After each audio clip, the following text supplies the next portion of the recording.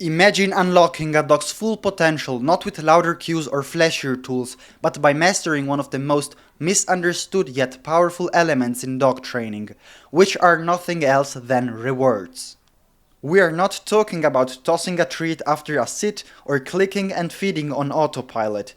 This goes far beyond that. This is about understanding how rewards work beneath the surface, how they shape attention, drive engagement, sculpt behavior, and even affect the emotional state of the dog in real time. In this video, we will dive deep into the architecture of reward systems. We will explore concepts like reward placement, reward events, remote rewards, and much more. Deconstructing what most people treat as a throwaway moment and rebuilding it as the very core of intelligent training. So if you ever felt that something was missing in your reward-based sessions, some spark, some sense of flow, this might be the shift you've been looking for. At the foundation of any effective training system lies a clear understanding of what a reward truly is. Not just a treat, not just a toy, but an event that reinforces behavior by producing a change in the dog's internal state. Too often rewards are reduced to a transactional moment. The dog performs, the human delivers, and the training continues. But when we strip rewards down to their essence, what we are really dealing with is motivation management. A reward is not just a consequence, it's a message. It tells the dog not only what was correct, but how much it matters, where the value lies, and why they should stay engaged. The way a reward is delivered, the timing, the placement, the intensity, becomes a language in itself. This is where training becomes art. It's not about bribery, and it's not about randomness. It's about designing a communication system that works on a neurological and emotional level, creating meaning through repetition and variation.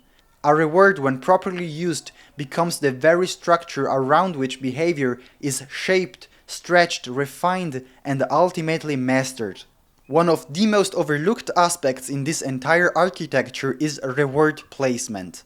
Where the reward appears in space, relative to the dog, to the handler, to the environment, shapes not just the immediate behavior, but the dog's orientation, expectation, and even emotional engagement over time. Placing a reward on the ground behind the dog, for instance, communicates something entirely different than delivering it forward in motion or directly from the hand. One reinforces stillness, the other invites drive. One collapses energy, the other expands it. By simply shifting the geography of the reward, we are subtly telling the dog where to place the value, where to direct their focus, and what kind of rhythm to expect from the interaction. This is where handlers often unconsciously sabotage their own goals. They reward in a way that contradicts the behavior they want to strengthen. A dog rewarded in front for a sit may begin to lean forward or anticipate breaking position. A recall reinforced behind may dull the urgency to reach the handler. Every placement sends a signal, and the dog reads it with precision, whether we are aware of it or not. So when we talk about intentional training, reward placement is not just a detail, it's a core ingredient of clarity. Now let's proceed to the next key concept of rewards, which are going to be reward events. In traditional training, when the dog performs a correct behavior, the behavior is marked, a reward is given, and the session continues. But over time, especially with consistent patterns, many dogs begin to anticipate the flow of reinforcement too precisely. They know that after receiving the treat, nothing more is coming for a while, and that's when we see the post-reinforcement pause. A short mental and physical disengagement that can erode momentum in training. The reward event is a strategic antidote to this. So instead of a one-off reward, we create a burst, a small celebration made of an unpredictable sequence of reinforcers. It might be several treats delivered rapidly, a treat followed by a toy, a chase game, a sudden play session, or any combination that keeps the dog guessing.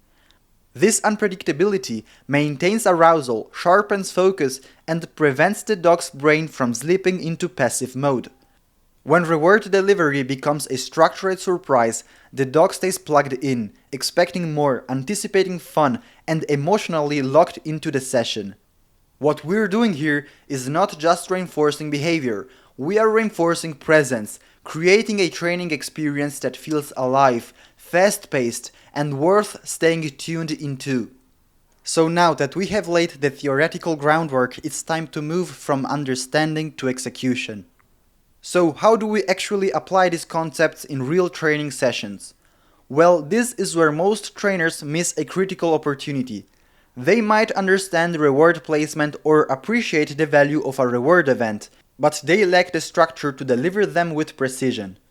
Most commonly, trainers rely on one single verbal marker, usually the yes, to indicate that a reward is coming, but this cue is often tied to a vague, inconsistent delivery. Sometimes the reward comes from the hand, sometimes from the pocket, and sometimes they throw it. So over time the marker becomes less and less specific, and with it the clarity of communication.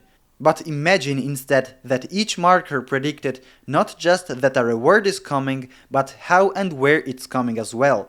This is where we unlock a new level of control and meaning.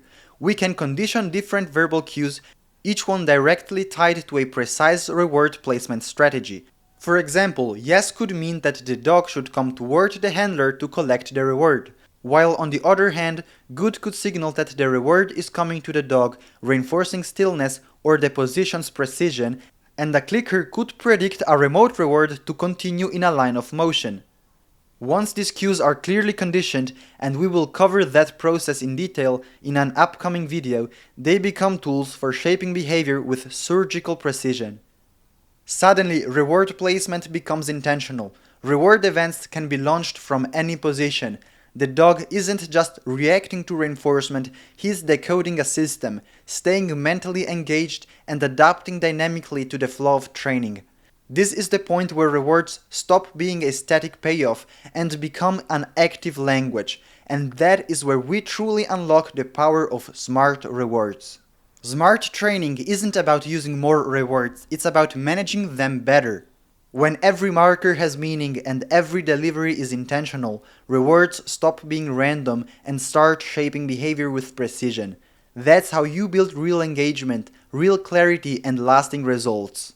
So that's it for today, and if you want to keep unlocking the deeper layers of dog training, make sure to subscribe, because there's a lot more coming and I would absolutely love to have you on this journey. See you in the next one.